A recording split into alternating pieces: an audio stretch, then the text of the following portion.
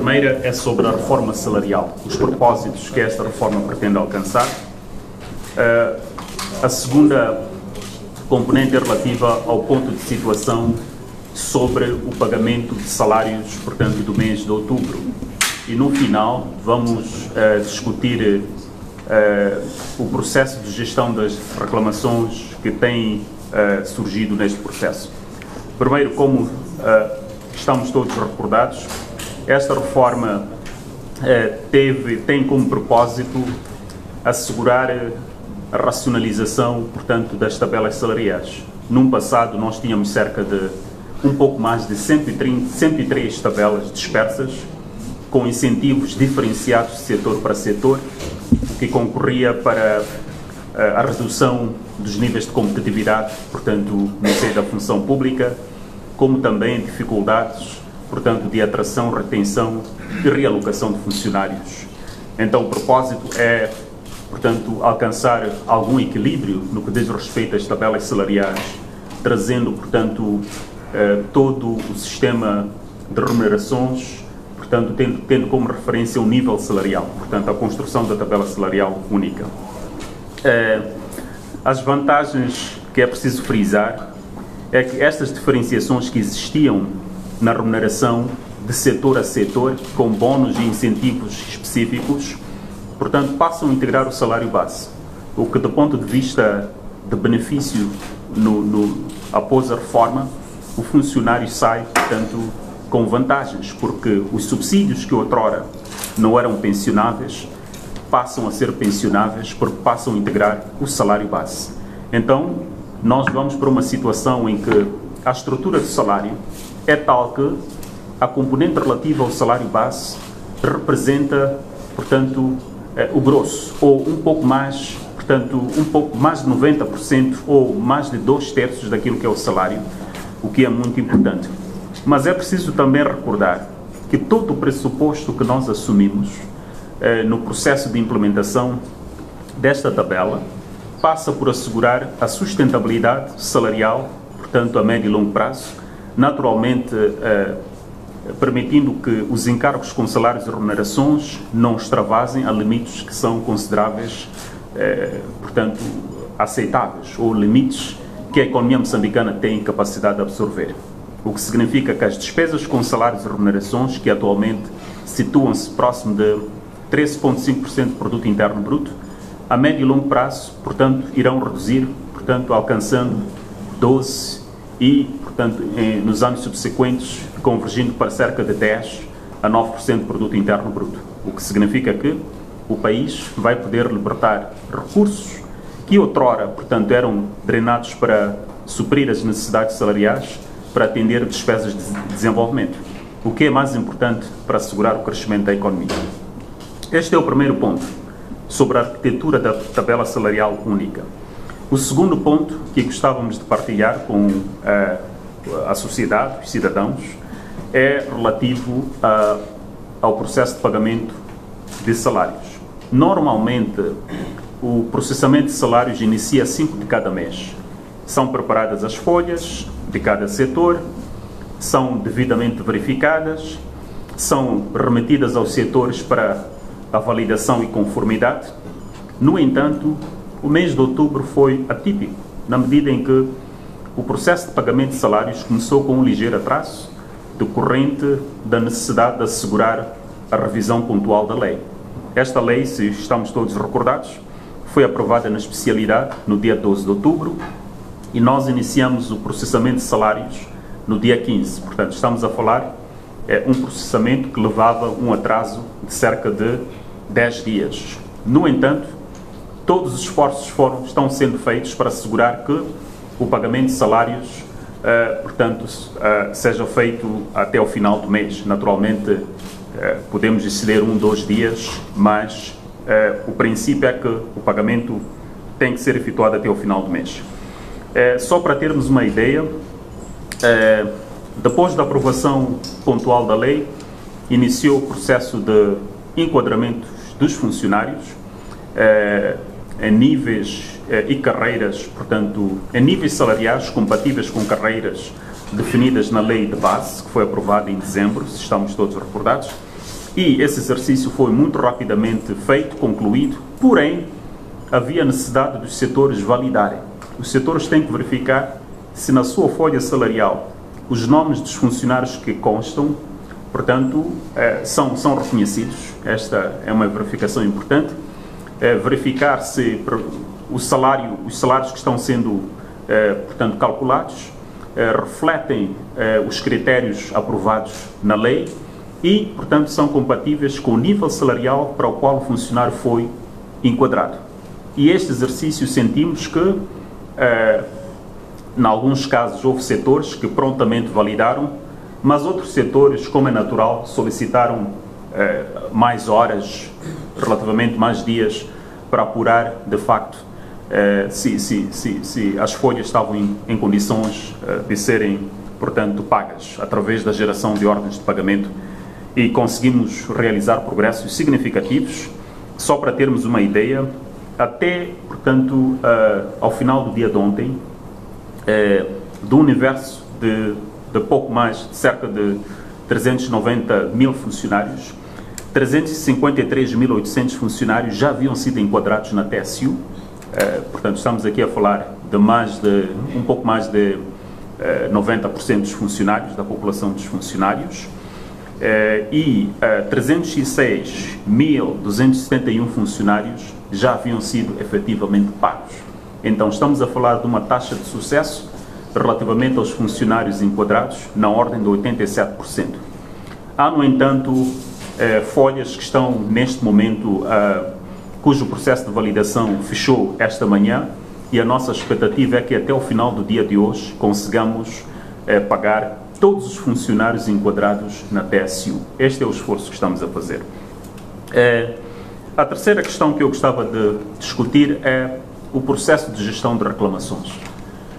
Como devemos imaginar, portanto, é uma reforma profunda que mexe, portanto, com a arquitetura, portanto, de salários na função pública, e ao longo dos últimos dias recebemos algumas reclamações, mas estas reclamações, a maior parte delas, digamos, mais de 75%, são reclamações relativas, no nosso entender, à compreensão sobre a mecânica de funcionamento da tabela salarial única.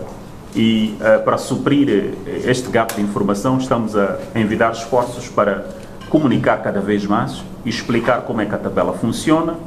Muitos dos funcionários, e não só a sociedade, ouviu falar da tabela, mas provavelmente não dedicaram alguns minutos a procurar compreender profundamente o alcance desta tabela. E estas reclamações também refletem um pouco esta dificuldade. Do ponto de vista de comunicação, continuamos a envidar esforços para assegurar que todos nós tenhamos uma compreensão similar sobre o que é que se pretende com a tabela, os resultados que se prevê alcançar e o processo. É preciso salientar que é um processo que vai levar o seu tempo. Então, são reclamações, algumas das quais têm a ver com o tratamento de subsídios que outrora não eram pensionáveis, que passam a integrar o salário base. Conforme eu disse, no passado, uma parte considerável, uma proporção considerável do salário que o funcionário levava para casa era composta por subsídios. E a reforma tem por objetivo trazer estes subsídios para o salário base, procurar assegurar alguma equidade salarial, na medida em que havia funcionários, portanto, adscritos a determinadas instituições, portanto, de administração indireta, institutos e não só, que tinham salários significativamente acima da média. E funcionários que tinham salários, portanto, significativamente baixos. Então, todo este exercício vai contribuir para reduzir, portanto,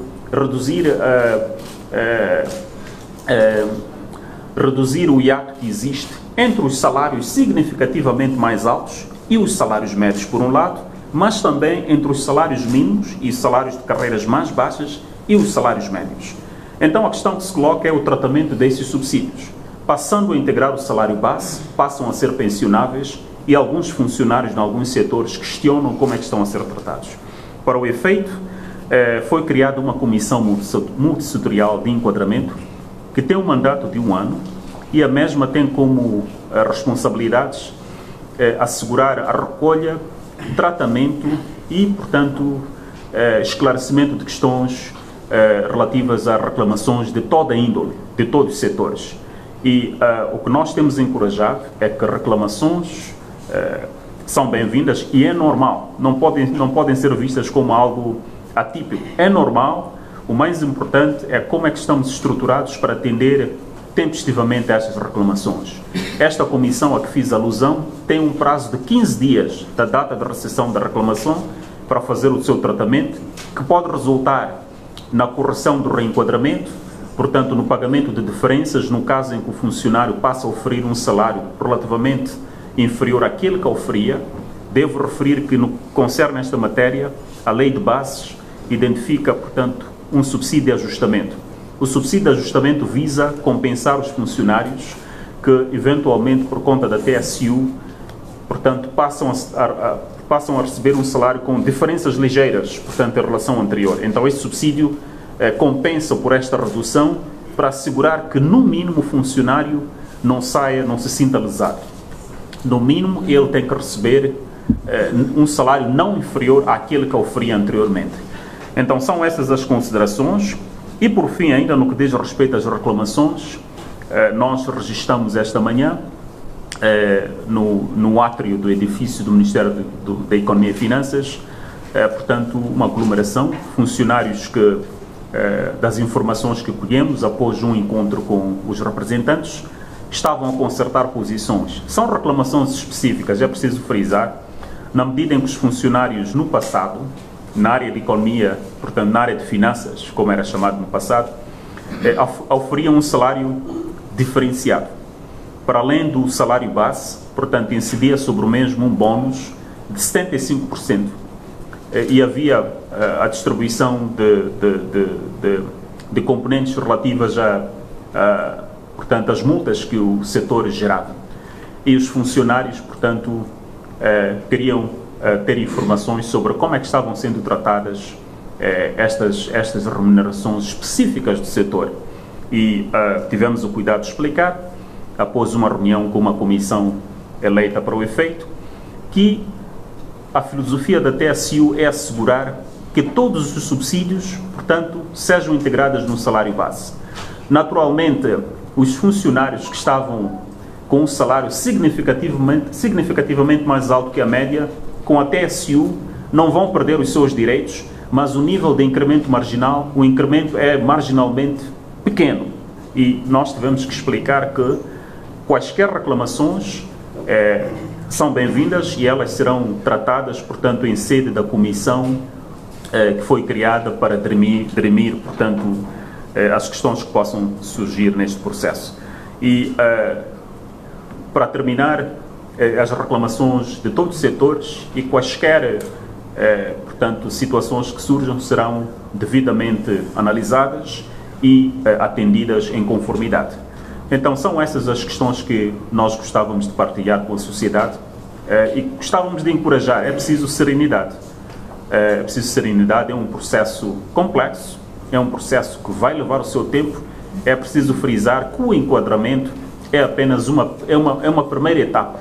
Há outros instrumentos que serão aprovados proximamente, nomeadamente qualificadores profissionais, para definir a trajetória que os funcionários vão percorrer para alcançar os níveis salariais, concentrando-nos com o topo, portanto, da tabela salarial para as carreiras. Então, seriam essas as considerações que queríamos apresentar. Obrigado. Obrigado. Vamos começar deste lado. Boa tarde. Chamo-me Zacarias Couto, jornal do Vertical. Eu gostaria de ter como está a ser gerido os retroativos.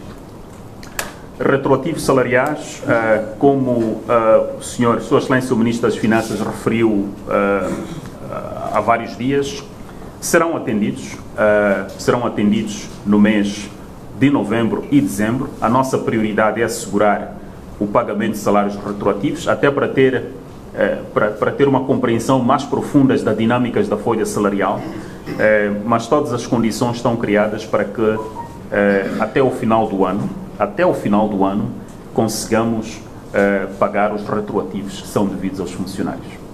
Este lado. Francisco Majato, Jornal Notícias. Excelência, há duas dimensões. Uma que está relacionada com esta comissão que foi criada.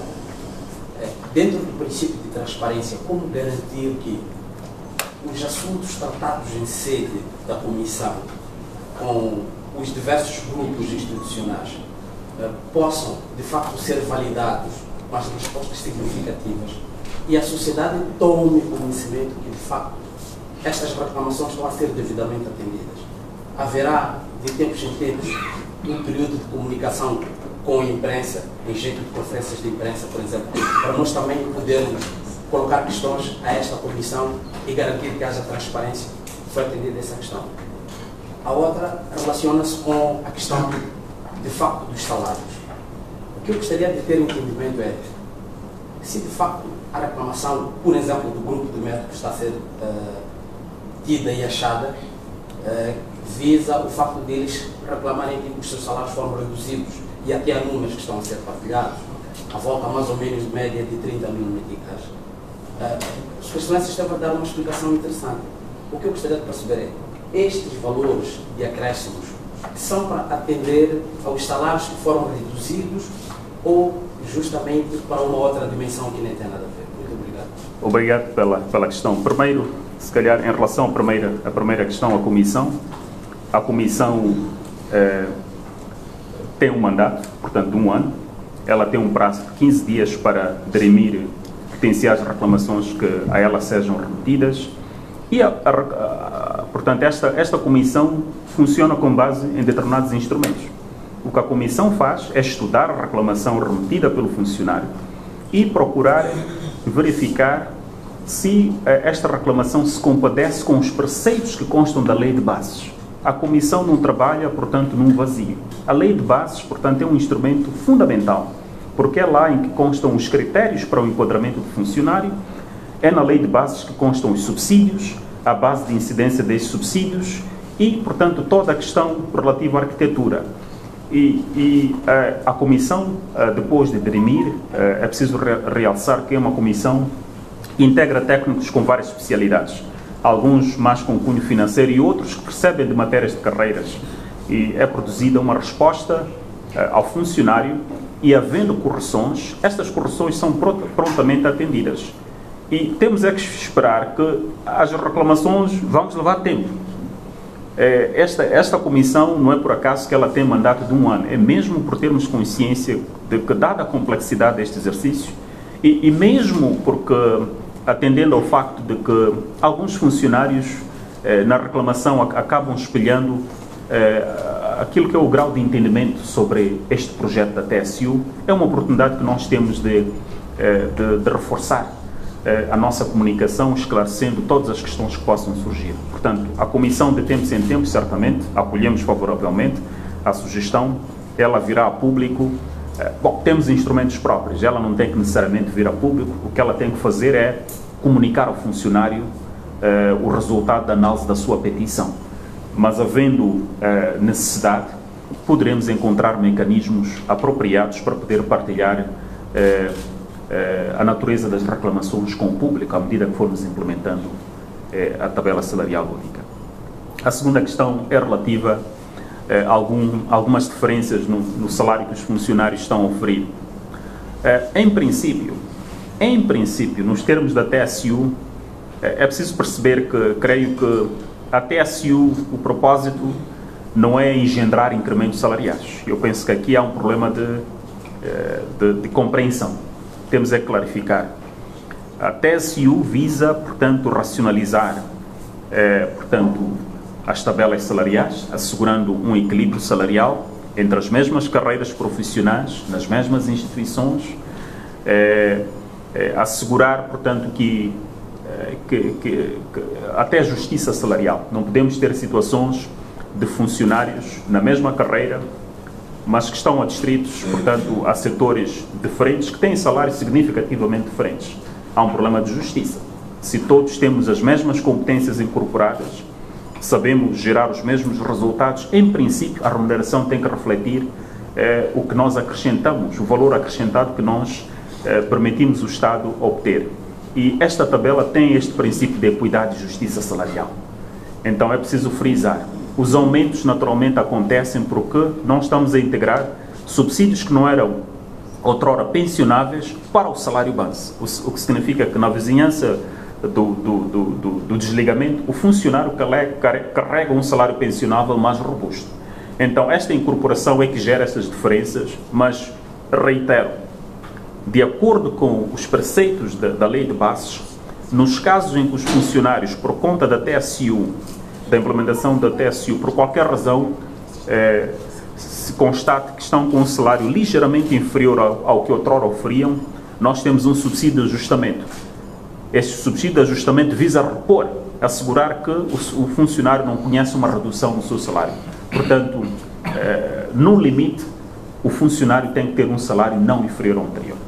Então, seriam essas as questões que eu gostava de esclarecer. Senhor Vice-Ministro, os magistrados do Ministério Público ainda persistem em dizer que este instrumento ainda enferma de algumas ilegalidades e possibilidades e que não olha para a componente do nível, do ponto de vista de carreira, principalmente para os magistrados. O Ministério da Economia e Finanças tem este entendimento que há necessidade de rever este instrumento para estancar esta onda de descontentamento em vários setores. Bom, gostávamos de frisar que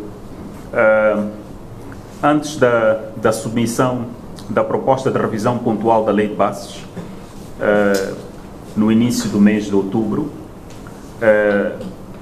portanto, o Governo levou esta proposta aos vários órgãos. Tivemos primeiro a oportunidade de socializar com os vários setores de atividade, portanto, os grupos profissionais que têm um número de funcionários considerável na função pública. Falamos dos professores, os médicos e enfermeiros, e demos uma atenção especial ao tratamento dos órgãos, portanto, da magistratura, de todas as magistraturas. Houve um exercício de socialização e sentimos-nos satisfeitos no final deste exercício. O nosso entender é que todas as questões que foram levantadas em sede desta socialização foram cauteladas. No entanto, havendo reclamações específicas, nós vamos, portanto, temos uma área especializada, esta comissão e técnicos prontos. Vamos auscultar para, em conjunto, assegurarmos que esta reforma seja um sucesso. Portanto, queria só frisar que o diálogo será contínuo. Não é assim, deixa eu dizer como é que os funcionários que estão inscritos no regime de Cabo Delgado podem chegar à liquidação. É através de cursos profissionais ou de forma individual, o funcionário pode colocar-se em liquidação. A segunda pergunta tem que ver com os médicos. A greve dos médicos está prevista daqui a alguns dias. A questão que coloco é se, consoante o que disse, há esperança de que esta greve vá acontecer. Bom, primeiro, não seria desejável que vivêssemos uma situação de greve. As repercussões de uma greve, eu penso que estamos todos recordados, não são desejáveis. Atendendo a este aspecto, nós recebemos a nota enviada pela Associação Médica, portanto, através do Ministério da Saúde, na qual os médicos levantam uma série de questões. Questões, no nosso entender, que não se prendem com a arquitetura da tabela. A filosofia, penso que está suficientemente clara. São questões relativas à implementação, ao tratamento de alguns subsídios, que, na ótica da classe médica, deviam estar em consonância com o Estatuto Médico. Nós estamos a analisar essas questões e, ao momento oportuno, iremos nos pronunciar. O que nós queremos assegurar é que haja tranquilidade no setor da saúde. Estamos a dar toda a atenção portanto, levantada por vários setores. Temos não somente médicos, mas outros setores. Professores também sentimos que tinham algumas reclamações e elas estão a ser tratadas para assegurar que, em conjunto, façamos deste projeto um sucesso. Este projeto não é um projeto portanto, de setor A, B e C. É um projeto, portanto, da função pública. É um projeto revolucionário. E estamos conscientes dos desafios e acreditamos que nos próximos dias conseguiremos, tratar estas reclamações que têm vindo a surgir. E a primeira pergunta, creio que é relativa ao processo de remissão das reclamações pelos funcionários afetos aos órgãos distritais e não só. A Comissão Multissetorial tem a representação também ao nível das províncias e há um mecanismo por via da qual as reclamações, portanto, são remetidas. Temos também um e-mail, um endereço físico. A Comissão está baseada no Ministério da Função Pública, cita na Rua da Rádio, penso que todos que estão aqui devem saber onde é que se localiza, mas também temos um correio eletrónico, principalmente para o caso daqueles funcionários que não se possam deslocar até ao Ministério da Função Pública. E ao nível das províncias também temos mecanismos de coleta destas petições. Deputado, no que diz respeito à comissão criada, fez bem referência à questão da transição dos funcionários a nível dos distritos, que devem saber como é que podem estes funcionários, tendo em conta que há esta questão de os professores também poderem provavelmente manifestarem-se, mas como garantir que os serviços públicos sejam desejáveis para aqueles que são os beneficiários destes, com estas situações de reclamações, que é dos médicos, por exemplo, que falaram de paralisação das atividades, dos professores, entre outros setores que provavelmente também podem manifestar essa situação. Outra questão é quando é que efetivamente entra em funcionamento esta comissão? Primeiro, começo para a última questão. A Comissão já está em funcionamento. Portanto, ela, a partir do momento que a Assembleia da República apreciou positivamente na especialidade a proposta de revisão pontual da lei, foram acionados os mecanismos para a Comissão entrasse em vigor. Portanto, ela já está em funcionamento há sensivelmente 10 dias ou um pouco mais do que isso. Agora, em relação à primeira questão, todo o esforço que estamos a fazer através da comunicação, temos que reconhecer que temos que reforçar a comunicação, é assegurar que o exercício de implementação da TSU não seja em simultâneo acompanhado por disrupções no funcionamento da administração pública, porque as repercussões serão críticas na medida em que a economia real pode se ressentir disto.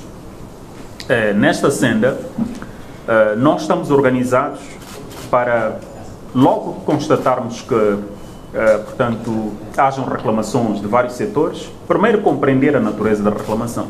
E muitas reclamações, tal como eu frisei, apraz-nos reiterar, não tem muito a ver com a arquitetura da tabela, mas tem a ver com a implementação da tabela. Se há, portanto, níveis salariais relativos a carreiras e o enquadramento, portanto, não é feito de forma adequada, gera uma reclamação. Então, nós temos que ter capacidade, e estamos a fazer, portanto, todo o trabalho para assegurar que tramitemos essas reclamações com maior velocidade e que minimizemos as disrupções. Não tem que haver, portanto, a implementação deste processo não tem que significar a paralisação do país. Não é desejável que isto aconteça. Reclamações, conforme digo, é um processo normal. O mais importante são os mecanismos que nós temos disponíveis para dirimir estas reclamações. E conforme eu já havia dito, nós temos uma comissão multissetorial que vai continuar a redobrar esforços para que consigamos implementar, portanto, a tabela e que este processo, portanto, não crie problemas no funcionamento do setor público em particular e da economia, não é? No geral. Excelência, muito obrigado. Muito obrigado a todos. Obrigado, Excelência. Desculpa.